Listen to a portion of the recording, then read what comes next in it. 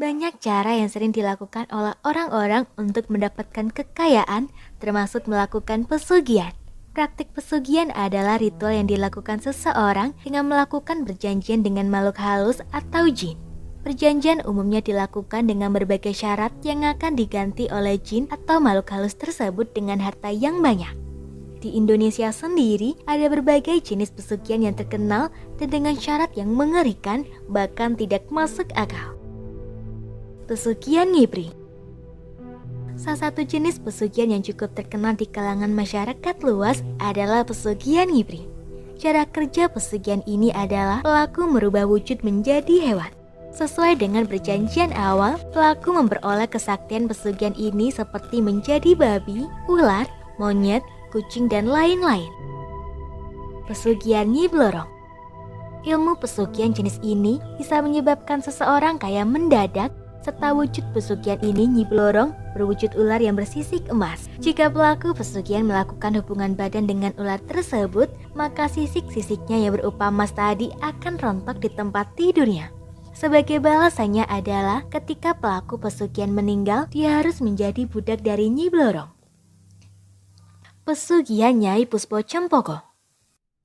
Jenis pesugihan ini sangat terkenal di Jawa Tengah, lebih tepatnya di kota Rembang dan sekitarnya.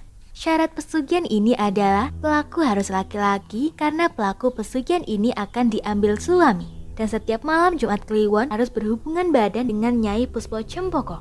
Sebagai balasannya, pelaku pesugihan akan menerima harta yang begitu banyak. Nyai Puspo Cempoko adalah makhluk gaib penunggu daerah Kabongan, salah satu desa di kota Rembang. Di daerah tersebut, mistik sangat kental sehingga banyak orang yang sering datang untuk melakukan ziarah dengan tujuan tertentu. Pesugihan Lereng Merapi. Pada zaman Mataram kuno, Panembahan Senopati yang merupakan Raja Mataram memberi mandat kepada seorang sakti mandraguna yang bernama Krincing Wesi. Pada satu waktu, Krincing Wesi berubah menjadi raksasa karena telah memakan telur naga Kiai Jagat. Untuk selanjutnya dalam menjalankan tugas menjaga Merapi, dia diberi hadiah tunggangan berupa gajah raksasa juga oleh Panembahan Senopati. Setelah beberapa tahun gajah itu mati dan dikuburkan oleh Krincing Wesi di suatu tempat. Tempat itulah yang sekarang biasa disebut dengan Watu Tumpeng. Situs ini berada di kawasan Cangkriman Sleman, Yogyakarta. Banyak para pengunjung yang datang dari dalam dan luar kota untuk berziarah dengan tujuan tertentu. Banyak di antara mereka yang membawa sajian berupa kemenyan, jajan pasar, dan lain sebagainya. Pesugihan Munding Suri. Pesugihan ini terletak di kawasan Gunung Gede, Cibodas, Jawa Barat. Tidak sedikit masyarakat yang percaya bahwa tempat itu adalah tempat bersemayamnya Raden Surya Kencana, yakni seorang putra mahkota dari pendiri kota Cianjur, Raden Arya. Beliau semasa hidup beristrikan makhluk halus. Di kawasan ini pula terdapat gubuk yang di dalamnya terdapat sebuah gundukan tanah, seperti di tempat tersebut banyak orang yang mencari pesugihan. Namun untuk mencari pesugihan di tempat ini harus dilakukan saat bulan purnama. Ini harus dilakukan saat purnama karena jika tidak, konon segala upaya yang dilakukan akan sia-sia. Pesugihan Bulu Genderuwo. Jenis pesugihan ini tidak sepopuler jenis pesugihan yang lainnya. Ini cukup beralasan karena sulitnya melakukan proses pesugihan ini, yakni pelaku pesugihan diharuskan telanjang bulat di bawah pohon gayam dan menyediakan masakan dari burung gagak. Menurut beberapa orang yang telah melakukan pesugihan ini, meski untuk mendapatkannya cukup sulit, akan tetapi pesugihan ini tidak begitu mengandung resiko karena genderuwo tidak meminta tumbal atau nyawa. Cara memperoleh bulu genderuwo adalah ketika genderuwo sibuk memakan masakan dari burung gagak, pelaku harus lincah untuk mengambil bulu genderuwo. Jika beruntung, maka pelaku akan mendapatkan bulu genderuwo dan dipercaya rezekinya akan mengalir seperti air bah. Akan tetapi jika tidak beruntung, orang tersebut akan enggan untuk mengulanginya kembali karena takut dengan wujud genderuwo tersebut. Pesugihan Gunung Kemukus. Alkisah pada zaman dahulu ada seorang pangeran bernama Pangeran Samudro.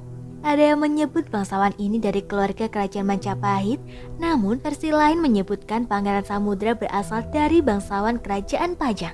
Pangeran Samudro jatuh cinta pada ibunya sendiri yakni Dewi Ontrowulan. Keduanya menjalin asmara sampai suatu waktu ayahandanya mengetahui dan murka terhadap keduanya. Kemudian Pangeran Samudro diusir dari istana. Dalam kekecewaannya, Pangeran Samudro mencoba menghilangkan kesedihannya dengan cara berkelana. Hingga sampailah ia di Gunung Kemukus dan menetap di sana. Tak lama kemudian, ibunda dari Pangeran Samudro menyusul ke Gunung Kemukus untuk melepas kerinduan. Namun kesialan Pangeran Samudro belum berhenti.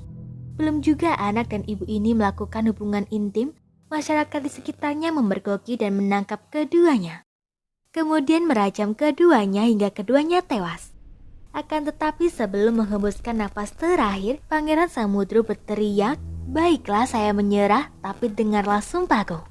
Barang siapa yang mau meniru perbuatanku di sini, maka dialah yang akan menebus dosaku dan sebagai imbalannya, saya akan mengabulkan segala permintaannya," teriak Pangeran Samudro. Pesugihan tukar janin. Proses ini dilakukan dengan cara memindahkan janin untuk diberikan kepada jin perempuan yang ingin memiliki keturunan. Sebagai imbalannya, jin ini yang akan memberi imbalan berupa harta yang melimpah. Pantangan dari pesugihan ini adalah dilarang meminta atau mengharapkan anaknya kembali. Pesugihan tuyul. Jenis pesugihan ini cukup populer di kalangan masyarakat luas. Tuyul dapat digambarkan seperti anak kecil atau orang dengan tubuh kerdil dan memiliki kepala pelontos tanpa rambut. Untuk alasan tertentu, seseorang dapat melihat tuyul. Pada umumnya, mencegah tuyul mencuri uang adalah dengan cara memasang yuyu atau sejenis kepiting di sejumlah sudut rumah. Karena tuyul dipercaya menyukai yuyu, sehingga ia lupa akan tugas yang dibebankan pemiliknya. Konon, tuyul berasal dari janin orang yang menggugurkan bayinya. Karena berasal dari bayi inilah, tuyul memiliki karakter seperti anak-anak, yakni gemar bermain. Pesugihan tukar istri. Jenis pesugihan ini sama saja seperti pelaku menjual istrinya kepada setan. Biasanya yang melakukan ritual pesugihan ini adalah para suami yang sakit hati karena ditinggal istrinya berselingkuh. Ritual ini biasanya dilakukan di Gua Susul Angin Gunung, puncak lereng Gunung Merbabu. Namun hati-hati karena di daerah ini berlaku petua masyarakat, yakni jelma mara jelmati, atau dapat diartikan siapa yang datang dia akan mati. Itulah beberapa jenis pesugihan yang ada di Indonesia. Alangkah baiknya kita menghindari praktik seperti ini jika menginginkan harta yang banyak. Hanya dengan meminta kepada Tuhan Yang Maha Esa, sebab dirinya lah yang memiliki kuasa memberikan rezeki kepada umat manusia. Semoga informasi tersebut dapat bermanfaat. Jangan lupa untuk klik subscribe untuk mengetahui video terbaru dari kami.